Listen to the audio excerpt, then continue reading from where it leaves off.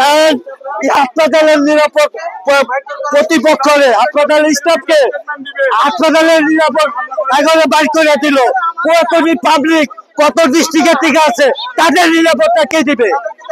তাদের নিরাপত্তা কে দিবে? সে তো পুলিশ দিল না, সে তো পুলিশ দিল না, সেনাবাহিনী দিল না, বিজেপি দিল না। এটা কি দেশ? এটা তো দেশ না, এটা দুর্নীতি, এটা তো দুর্নীতি। আমাদের আহতদের বেডে যাইয়া তারা মারধর করা শুরু করছে এবং আমরা দেখছি যে গুরুতর আহত এবং অলরেডি 4 জন মাথা ফাটানো হয়েছে।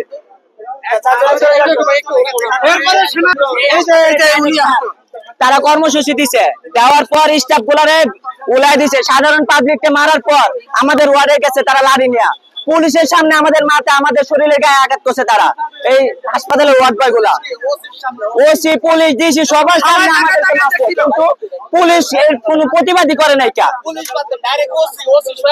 তারপর আমাদের মাথা আমাদের মানে এমন অবস্থা পড়ছে যা বলার বাইরে। মানে এর কি বিচার করলো সরকার এই পর্যন্ত কি করতেছে আমরা তা। কি কারণে মানে তারা কেন অবস্থান নিচ্ছে? তারা অবস্থান নিচ্ছে, কালকে ডাইরেক্টর পলাইছে। আমাদের উন্নত মানের চিকিৎসা দেওয়ার কথা কয়ে তারা চিকিৎসা দেয় না। তারা আমাদের রেফারের কথা কয়ে কেস স্লিপ দিয়ে আমাদেরকে বুঝায় যে এটা তোমাদের রেফার, কিন্তু সরকারের কাছে এই পর্যন্ত আমরা রেফার নিয়ে যাইতেই পারি না। তারা আমাদেরকে ঘুরাইতেছে রেফারের কথা কয়ে কয়ে, কোনো চিকিৎসার ব্যবস্থাই দেয় না। আমরা এই উন্নত মানের চিকিৎসা চাই, অতি দ্রুত আমাকে চিকিৎসার ব্যবস্থা করতে হইব।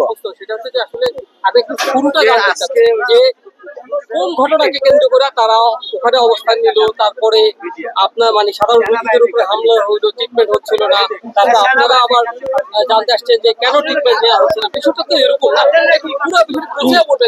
কালকে আমাদের কাছে তো তথ্য শুরু থেকে বিষপান, তারপরে হচ্ছে একদম শুনছে আমরা জানি না ছাত্রদের মধ্যে 2টা গ্রুপ রয়েছে, 2টা গ্রুপের মধ্যে ঝামেলা হচ্ছে, ঝামেলা থেকে অগ্নিকাণ্ড ভাঙচুর, সেখান থেকে রাস্তা অবস্থান নিচ্ছে।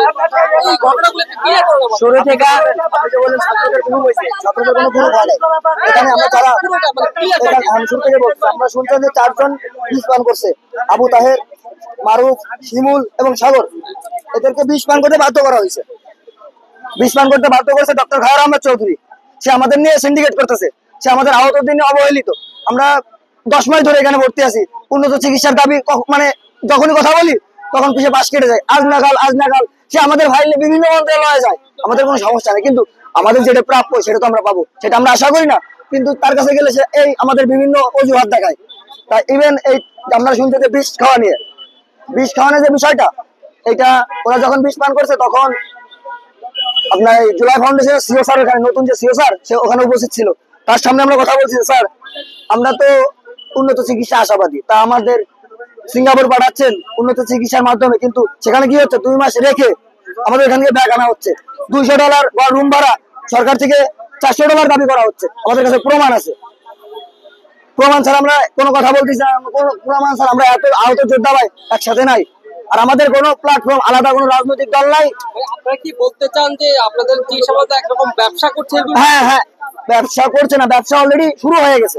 বিগত 10 মাস ধরে এই খায়র আহমেদ চৌধুরী আমাদের ব্যবসা করতেছে, বিভিন্ন মন্ত্রণালয় বিভিন্ন অনুদান আনুক, কিন্তু আমাদের বিষয় আমাদের যে প্রাপ্য চিকিৎসা সেটা তো আপনি দিবেন, তাতে গাফিলতি।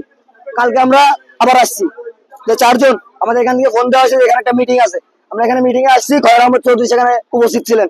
তাকে বলা হয়েছে, স্যার আপনি আমাদের উন্নত চিকিৎসার জন্য যাদের বাংলাদেশে চিকিৎসা নাই তাদেরকে আপনি বাইরে ব্যবহার করেন, কিন্তু সেই বিষয়ে তার কোনো স্টেপই নাই, মানে পদক্ষেপই নিতে সে রাজি নাই। সে কনফারেন্স রুমে আমাদের এক রুমে আটকায় রেখেছে, কনফারেন্স রুমে থেকে তার হাসপাতালে যারা দায়িত্বরত মানে কর্মচারী আছে তাদের মাধ্যমে সে পালাই গেছে।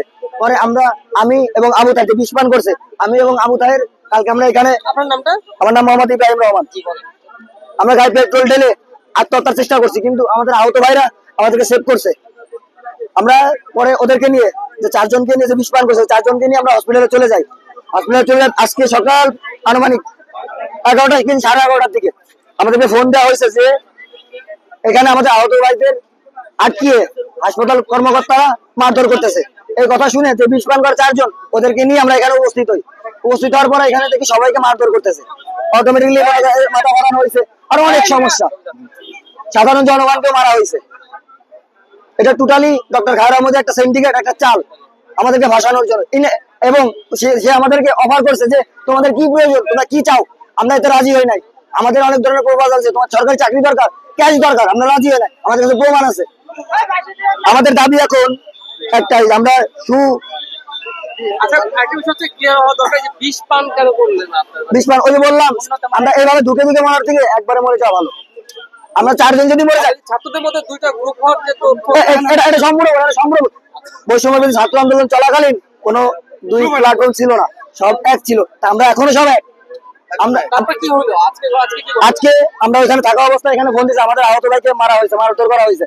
মানে আমার সকালবেলা ওনারা নার্স নিয়ে, কর্মকর্তা নিয়ে এখানে একটা বৈঠক, একটা সাধারণ পাবলিক একটা বৈঠক, আপনারা জানেন হয়তো। কর্মবিরতি করতে হ্যাঁ, একটা কর্মবিরতি। এবং সাধারণ পাবলিককেও মারা হয়েছে। অন্য কর্মবিরতি করছিল এই যে আমরা ডিরেক্টরকে মারধর করছি, তাদের সিন্ডিকেট ভাস করে দিছি, এইটাই হলো মূল কারণ। এখানে অনেক ধরনের এর পরবর্তীতে এর পরবর্তীতে এদেরকে আটকানো, এখানে মারা হয়েছে। আমরা ওইখান থেকে আসছি। না, আমরা ডাইরেক্টর আমরা ডাইরেক্টরে মারি নাই, কথা বলি নাই। আমরা ডাইরেক্টরকে মারছি এরকম কথা বলছি? এরকম কোনো কথা বলি? আমরা অভিযোগ করতেছি, ডাইরেক্টরের বিরুদ্ধে অভিযোগ করতেছি। কালকে সে পলায় গেছে। আপনি কি চাকরি ছাত্র নাকি আমি একজন ব্যবসায়ী। জি, আমি একজন আহত। আমার এখন এই দেখেন, আমার এই চোখ নাই, এখানে গুলি লাগছিল, মানে সরা বলে। কতদিন যাবত এখানে আসছি আমি 9 মাস ঘুরে ঘুরে, এখানে ভর্তি হয়েছি প্রায় 1 মাস হয়েছে। 9 মাস ঘুরছি, এই টেবিলে ওই টেবিলে এই টেবিলে। কেন? আমরা কি আন্দোলন করে ভুল করছি? আমরা চোখ হারাই ভুল করছি? আমরা রক্ত দিয়ে ভুল করছি? আমরা তো দেশের কাছে বোঝা হয়ে গেছি।